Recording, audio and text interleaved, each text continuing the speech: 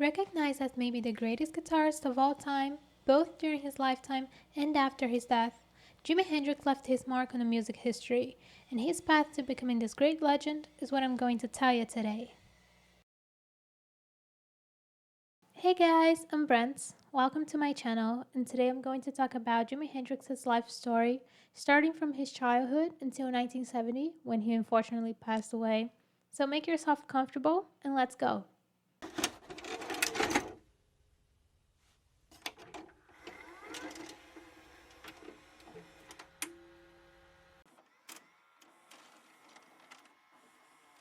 In 1942, James Allen Hendrix and Lucille Jeter were married. But just 3 days after the wedding, James had to leave to serve in World War II.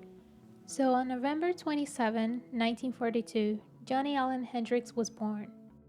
During her husband's 3 years absence, Lucille struggled to raise her son. But as soon as Marshall returned, more problems arose.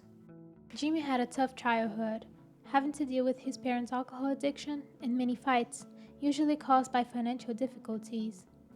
After their divorce in 1951, his father changed his name to James Marshall Hendrix. When his parents separated, Jimmy and his brother had to live with relatives from time to time.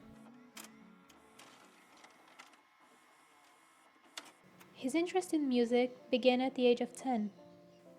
His father remembers one day entering his room at night in the dark and tripping over a broom lying on the floor. He asked him what he was doing there, and Jimmy replied, "It's my guitar, Dad. I'm learning to play." At age 11, Jimmy received a cheap guitar as a gift from his father, so he taught himself to play. At the age of 12, he got his first electric guitar and started forming small amateur bands. When he was 16, Jimmy sadly lost his mother, who was only 32 years old. Jimmy dropped out of high school in his senior year to work as a handyman for his father, who at that time was a gardener and a pruner. One day in 1963, while working, Jimmy told his father that he found the job boring and that he decided to join the army.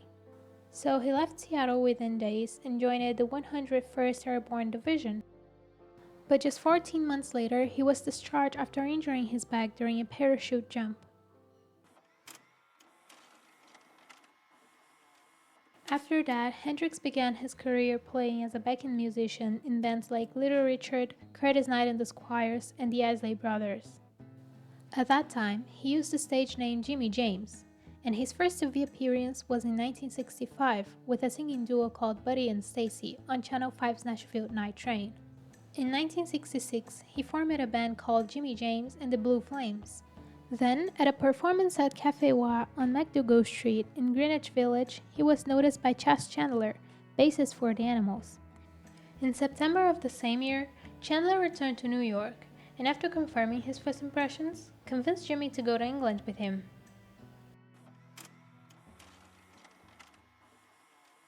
Something that really touched me when I was reading about him was when his father said that he once got a call at 4 in the morning, and the voice on the other end of the line said, "It's me, Jimmy.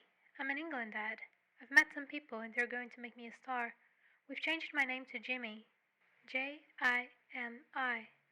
He asked why he changed, and Jimmy replied, "Just to be different."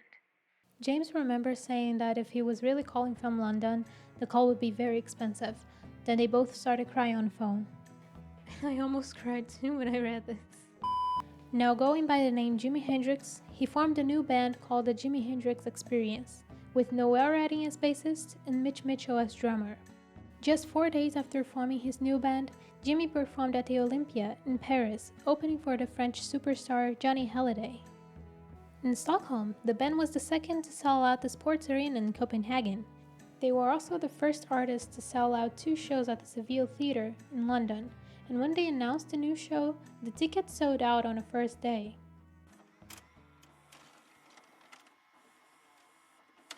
After hearing from Paul McCartney about a guy in England who played guitar with his teeth, Lou Adler, co-producer of the Monterey Pop Festival, decided to call the Jimi Hendrix Experience to be one of the new bands to be introduced to the American public.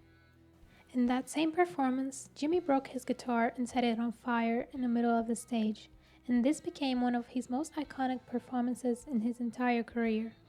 After the success of Purple Haze from the album I Experienced, which is now considered by critics to be his best album, Jimi went on tour opening for the Monkees. But the problem is that the band played mostly to teenagers, and at many of their performances the crowd would yell, "We want the Monkees." On a talk show, Mickey Dolenz said of the incident, Well, I'm not kidding, it was, "Purple haze come in my brain. Yeah. We want Davy. We want the Monkees. Yeah, we want the Monkees. Sagan, Foxy Lady, Mickey Dolan. Terrible nightmare for it's Jimi embarrassing. Hendrix. You have so many. everything gets worse when complaints start to surface that his performance was too sexy. Jimi was fed up with "We want Davy" and "We want the Monkees," so he pulled out of the tour. In June 1969, the band's bassist, Noel Redding, decided to leave the Jimi Hendrix Experience, so the band broke up. Hendrix soon formed a new band, called the Gypsy Sun and Rainbows, and they performed at the Woodstock Festival, where he gave one of his most memorable performances with an incredible improvised version of the American national anthem.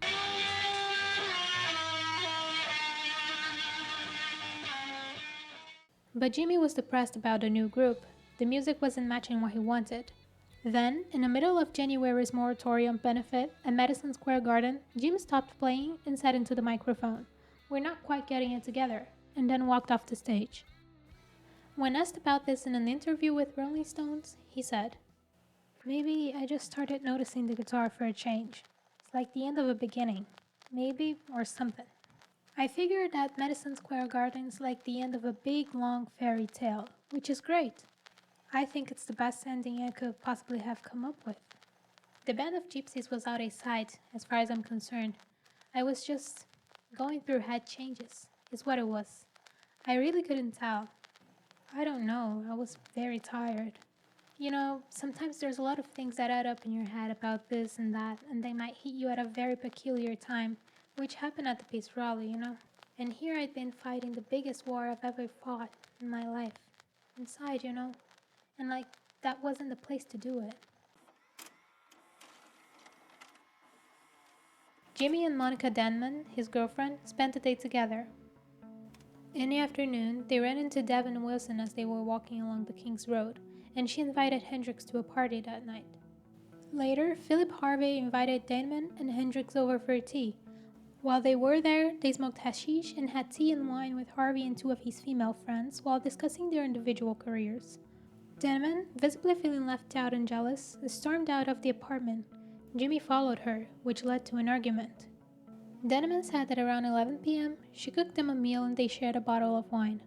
Sometime later, Hendrix took a bath and wrote what would be his last poem, called The Story of Life. At around 1:45 a.m., Denman dropped Jimi off at the party Wilson had invited him to earlier. At the party, he ate and took at least one amphetamine pill. When she came back to get him a few hours later, his friends claim he asked them to stall her, but then he abruptly left without saying goodbye, something he never did. At 4 a.m., Hendrix, struggling with insomnia, asked Denman for sleeping pills. She said she refused his request, hoping he would fall asleep naturally. She awoke around 9 a.m. and walked the 10 minutes to the nearest store for cigarettes, leaving Hendrix still asleep. When she returned, she noticed he'd changed his sleeping position, but also saw something trickling from his mouth. She couldn't wake him up, so in a panic, she called Eric Burden for help. Havana Bridges, who had spent the night with him, got into a taxi, followed by Burden, after telling Denman to call an ambulance. At around 11:40, Jimi arrived at the St. Mary Abbott's Hospital. Dr. John Bannister commented that upon arriving at the hospital, they tried to revive him, but were unsuccessful. At 11:45 a.m. on September 18, 1970, at the age of 27, James Marshall Hendrix was pronounced dead. The cause of death was asphyxiation from vomit caused by an overdose.